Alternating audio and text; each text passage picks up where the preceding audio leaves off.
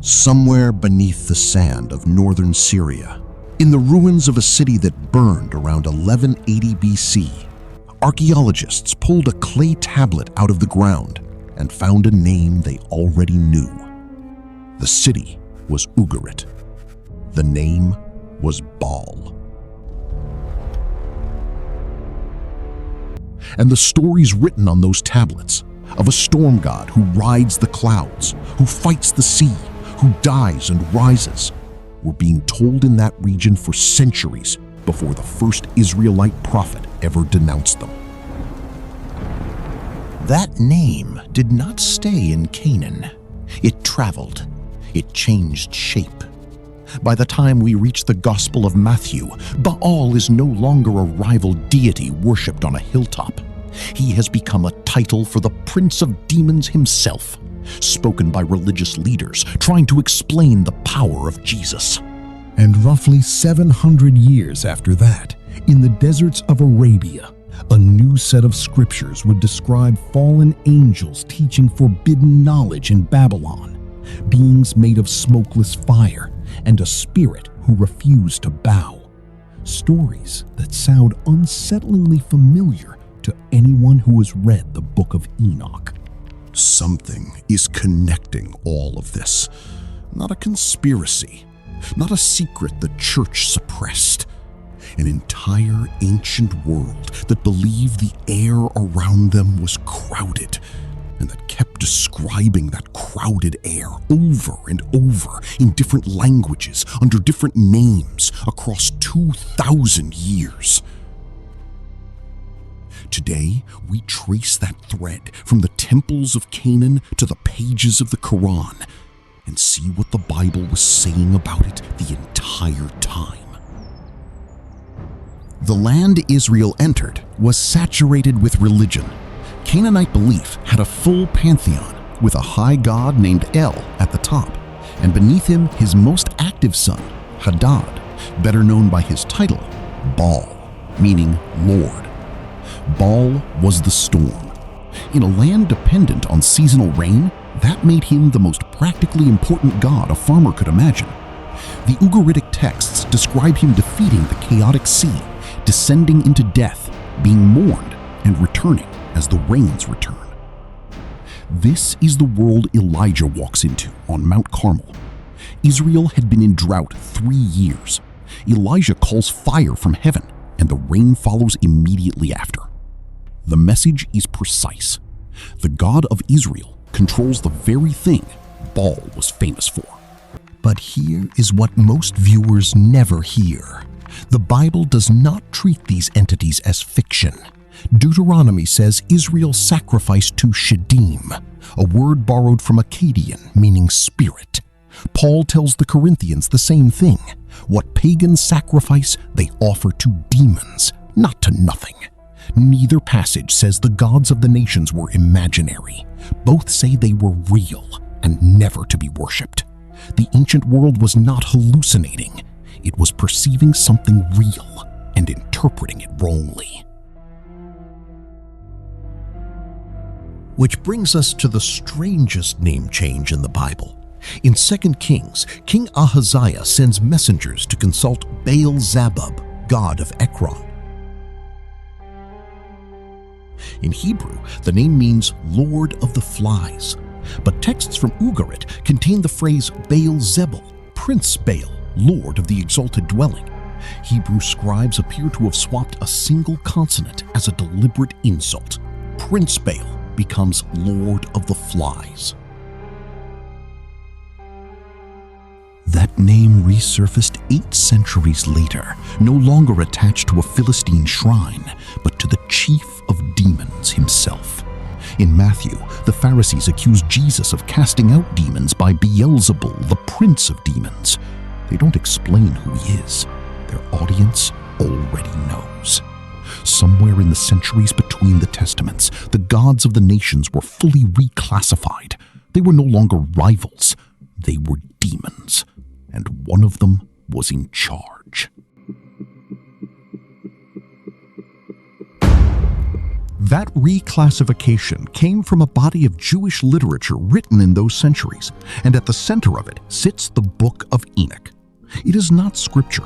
It's canonical only in the Ethiopian Orthodox tradition, but fragments were found at Qumran, and Jude quotes it directly in the New Testament.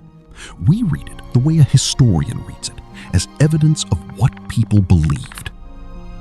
Enoch expands 6 disputed verses in Genesis 6, where the sons of God, heavenly beings, the same phrase used elsewhere for the divine council, take human wives, and the Nephilim appear on the earth. Enoch names 200 of these beings, the Watchers, led by Shemi-Haza, descending on Mount Hermon. And critically, they didn't just take wives, they taught. Metalworking, weapons, astrology, enchantments, cosmetics. Knowledge given to humanity by beings with no authority to give it. Hold that idea. We'll meet it again, in a different language, in a different century. But first, one more name.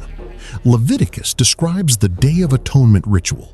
2 goats, one sacrificed to the Lord, the other sent into the wilderness for Azazel.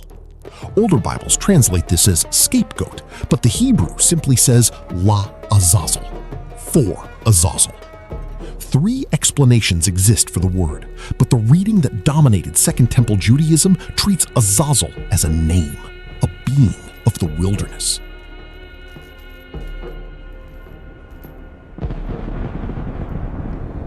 Enoch runs with that name. Azazel is a chief watcher who teaches humanity weapons and vain ornamentation. When judgment comes, Raphael binds him and casts him into darkness in the desert, and to him ascribe all sin. A being bound in a pit until judgment, a goat carrying sin into the wilderness. Second Temple Jews read those together, and it's hard to read Jude's language about angels kept in chains under gloomy darkness until judgment without hearing the echo. Now step back, because one passage organizes all of this. Psalm 82 opens in a courtroom. God stands in the divine council and judges corrupt gods who abuse their authority. You are gods, he tells them. Nevertheless, you shall die like men. Deuteronomy 32 explains the arrangement. When the Most High divided mankind, he fixed the borders of the nations according to the number of the sons of God. The nations were allotted to lesser powers. Your reckoning is upon you. Israel was kept directly. That's why the Old Testament's wars read the way they do. Moab has Chemosh. Ammon has Molech. Egypt has an entire pantheon the plagues systematically humiliate. These are territorial conflicts in a spiritual sense. Exactly why Paul later tells the Ephesians their struggle is against the rulers, against the authorities, against the cosmic powers over this present darkness. By the 1st century, the framework was complete. One God, a created heavenly host. Some rebelled by taking worship, some by corrupting humanity through forbidden knowledge. Their leader carries a Canaanite storm god's name turned into an insult. Their prison is darkness. Their judgment is fixed.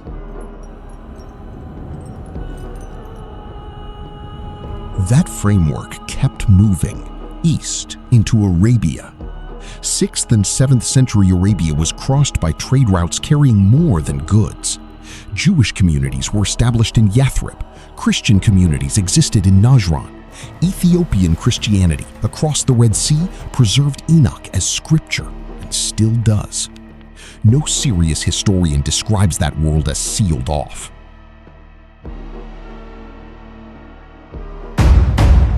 The Quran describes the Jinn, created from fire, distinct from angels, some faithful, some rebellious, subject to judgment like humans. That's where it diverges from the Bible sharply. Scripture has no third category. Demons are fallen angels, not a separate species that reproduces and chooses.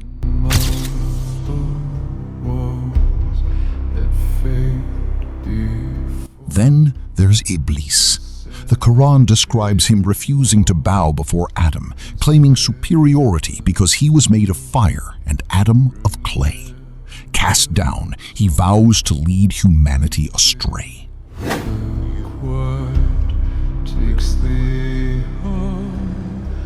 The Bible's account of Satan's fall is different in its object. Isaiah 14 and Ezekiel 28 describe a being whose pride reaches toward God's own throne, not downward at a creature of clay. I will make myself like the Most High. Both accounts trace the fall to pride, but the direction of that pride is not the same, and that difference shapes everything downstream, including the serpent's temptation in Eden. You will be like God.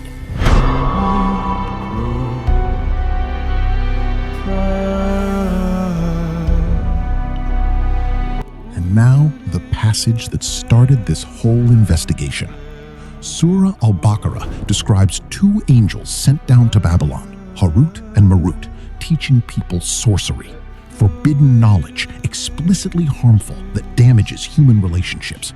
Read that against Enoch. Same region, same pattern. Heavenly beings sent down, transferring forbidden knowledge into a human population that suffers for receiving it. Later Islamic commentary even adds that Harut and Marut were suspended in a pit until judgment. The same image Enoch gives us for Azazel, the same image Jude gives us for the fallen host.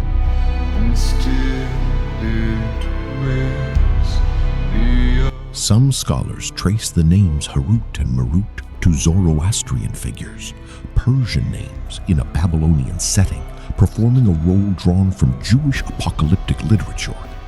3 religious cultures layered into 2 verses. I'm not arguing the Quran copied Enoch. Ideas in the ancient world didn't move that way. They moved by trade, by preaching, by communities living beside each other for generations. The tradition of the Watchers was part of the shared religious atmosphere of the Near East for the better part of 1,000 years, surfacing in Jewish writing, Christian homilies, and eventually Arabic scripture. And that observation points somewhere the modern mind resists. Canaanite, Mesopotamian, Persian, Jewish, Christian, Arab. Every culture in that region for 3,000 years agreed on the basic shape of reality, even while disagreeing about the details. There are beings above us. Some are hostile. They interact with humanity through knowledge, through worship, through deception.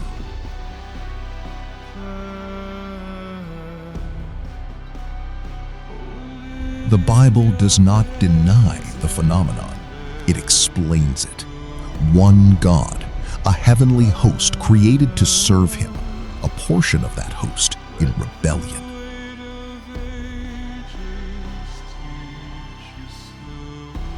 The nations handed to lesser powers who took worship they had no right to. And into that world, Jesus of Nazareth walked into Galilee. And the unclean spirits recognized him immediately, and he silenced them with a word. At the cross, Scripture says, he disarmed the rulers and authorities and put them to open shame. And the judgment of every rebellious power is fixed. The gods of Canaan are gone. Their temples are ruins. Archaeologists excavate. Their names survive as insults, as demon names, as the word for hell itself. And the God once worshipped by a small, unimpressive people on a narrow strip of land between empires, that God is worshipped this morning by more people than any other. In every nation, the ancient world once divided up among the powers. That reversal is the whole story of Scripture. The nations were handed over. The nations are being taken back.